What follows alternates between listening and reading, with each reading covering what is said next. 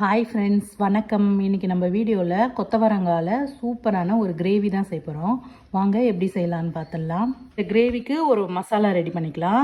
Mixie ஜாரில் ஒரு 5-6 பல்லு பூண்டை உரித்து சேர்த்துக்கிறேன். ஸ்பூன் எள்ளு, ஒரு 2 சில்லு தேங்காவை கட் பண்ணி சேர்த்துக்கிறேன். இதுக்கு தேவையான அளவு உப்பு, மிளகாத்தூள், கரம் மசாலா சேர்த்துக்கலாம். நீங்கள் கரம் மசாலா சேர்த்து செய்கிறதுனால டேஸ்ட்டு சூப்பராக இருக்கும். கொஞ்சமாக தண்ணி சேர்த்து நல்லா பேஸ்ட்டாக அரைச்சி எடுத்துகிட்டு வந்துட்டேன். இப்போ இந்த கிரேவியை நம்ம குக்கரில் தான் செய்ய போகிறோம். வேலையும் ஒரு 10 நிமிஷத்தில் சீக்கிரமாக முடிஞ்சிடும் குக்கரில் செய்கிறதுனால. ஸ்டவ்வை பற்ற வச்சுட்டு குக்கர் வச்சுட்டேன்.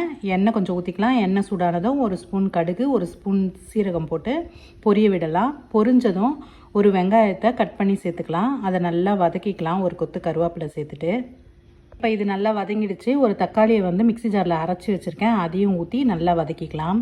இந்த கிரேவியை நீங்கள் சுட சுட சாதத்தில் போட்டு சாப்பிட்டிங்கன்னா சூப்பராக இருக்கும். பூரி சப்பாத்திக்கு கூட நீங்கள் வச்சு சாப்பிட்லாம். இப்போ தக்காளி நல்லா வதங்கிடுச்சு. நான் கட் பண்ணி வச்சுருக்க கொத்தவரங்காவை இதில் சேர்த்து ஒரு 2 நிமிஷம் நல்லா வதக்கிக்கலாம். அப்போ தான் அந்த பச்சை வாசனைலாம் போகும். இப்போ நல்லா வதங்கிடுச்சு. இப்போ நம்ம அரைச்சி வச்ச அந்த மசாலாவை ஊற்றிட்டு தண்ணி அதிலே ஒரு டம்ளர் அளவுக்கு சேர்த்து நல்லா மிக்ஸி ஜாரை கழுவி அதையும் ஊற்றிக்கலாம். நிறைய தண்ணி சேர்த்துட்டிங்கன்னா குழம்பு மாதிரி ஆகிடும். அதனால் கொஞ்சமாகவே தண்ணி சேர்த்துக்கலாம். இப்போ 1 நிமிஷம் நல்லா வதக்கிட்டு அதுக்கப்புறம் 2 விசில் விட்டு எடுத்தோன்னா சூப்பரான கொத்தவரங்காய் கிரேவி ரெடி. இந்த வீடியோ உங்களுக்கு பிடிச்சிருந்தா லைக் பண்ணுங்கள், ஷேர் பண்ணுங்கள், கமெண்ட் பண்ணுங்கள். இடிச்ச மிளகு சேனலை சப்ஸ்கிரைப் பண்ணுங்கள் ஃப்ரெண்ட்ஸ்.